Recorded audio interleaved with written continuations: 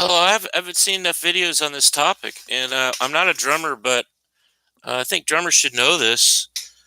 Their primary job is to keep the time of the song, um, because all the other people in the band are playing an instrument which has uh, melody, harmony, all these other aspects of it. They're thinking of the tone and all that, and that drummer's job is primarily to keep the time. So part of the job of the drummer is we're talking about a rock quartet or a band or a rock band or a popular music band. Back in the old days, they used to have a band leader, and Lawrence Welk is the guy that actually I got this from. Before every song, Lawrence Welk would go a one and a two and a one, two, three, four, and there's a reason why he did that. And the point of it, what I was trying to say was that you should have a proper count in, and so there's some things you need to go through before you go start any song. First of all, you need to figure out with the band how you're going to start the song. If you're in a jam situation, don't just start the song and call it the chords while you're playing the song, or don't just start the song and or what I've seen this a million times. Guy goes up there and tells you what the chord progression is. You're sitting there wasting 5-10 minutes of time trying to figure out what the chord progression is. When if he would just tell you what the song was, then you go, oh, I know that. So the first thing is to go, do you know this song? Make sure your band knows the song. Second thing is, are you ready?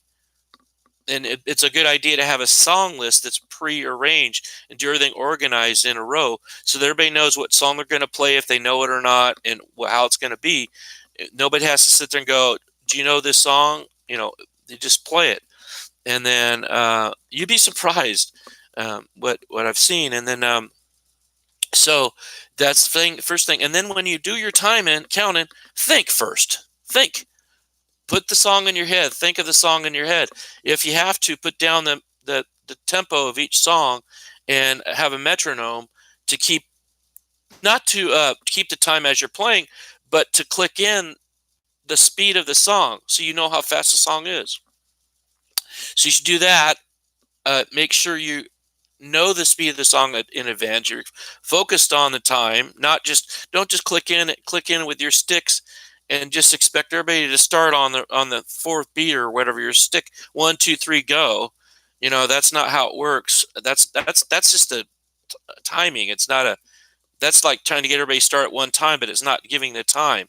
You have to click at the tempo of the song. Okay, so you do that. Another thing is you need to have a voice count. And we're talking about rehearsal situations. In live situations, you definitely want to make your count-ins a lot quieter. And if you guys really have been rehearsing a song, you might not even need the count-in. The drummer can just go boom, and then it starts. And it depends on how the song starts. But even if the guitar player starts the song, I think in every song, when you're rehearsing, every song should be started by the drummer. If it Even if it starts off with guitar, the drummer should be clicking in the time. That's their job. They should be doing it. And the guitarist should not be playing it too fast. And then we have later on, halfway through the song, we go, hey, this is too fast. Why is this too fast? And the drummer goes, oh, the guitar player was started off too fast. Well, if the guitar player started off too fast, then you need to stop and say, wait a second, this is too fast. Okay, so drummers need to be able to tell if the song's too fast or not slow, not other people in the band. People in the band going, hey, this is too fast or too slow. You should stop the song, or you're the one controlling the speed. You can slow it down. You can speed it up. You have total control.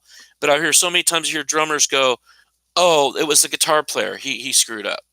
No, it's your fault. You didn't count in the song. You didn't slow it down when you saw it was too fast. And a lot of times the drummers actually sped up the song, and then they blame the guitarist. So what you do, the best way to do this is verbally you can click your sticks or snap your fingers. But if you're a drummer, you got sticks right there, and you go 1 2 1 2 3 4. That gives you 2 bars of time for everybody in the band to start the song. So let's go over this whole thing. What do you do? Do you know the song? This is the song title and artist as performed by so and so. So if it's a song called "Never Been to Spain" and it was written by Hoyt Axton, well, which version do you want to play? It's "Never Been to Spain" as performed by Three Dog Night. And then you say, well, this is our own version. Well, that's an advanced thing, and you don't. This is not. If you're playing your own version of songs, then you're jazz musicians or something, and you don't need this. And then so then you go, as performed by Three Dog Night or whatever. You say what the song is, the title, the artist who played it, who you're covering, and then you say, do you know it? Okay, and then you go, are you ready? Yeah. Okay, here we go. 1, 2, 1, 2, 3, 4, and you click your sticks.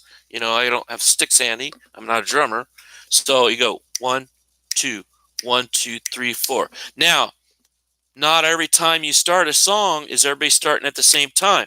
Sometimes a drummer starts off with a snare, and then what you do is you go 1, 2, 1, 2, 3, or 1, 2.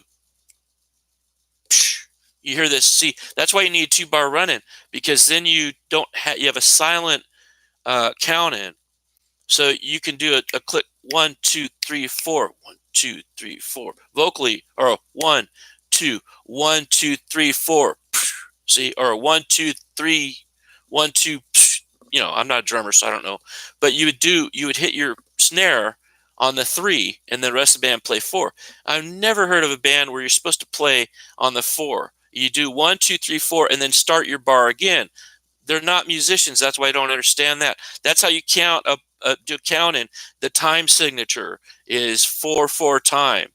1, 2, 3. Now, if you know the song, you know the time signature, right? So, anyway, the reason why I'm doing this video is I've yet to see anybody that gets straight to the point. They blah, blah, blah, blah for a half an hour about why you need to do it and all that. It's very simple. It's a drummer's job. They should do it on every song if possible. And if the guitar starts a song, the drummer should still click it in. 1, 2, 1, 2, 3, 4.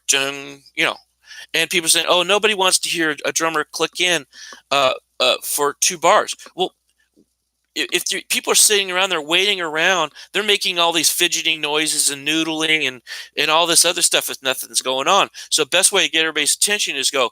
In fact, you could start it a lot quicker. It's going to save time in the long run. I bet you it'll save time in the long run, because instead of you waiting around for the count in, you already have the count in started. And if people aren't ready yet, they're going to say, wait a minute.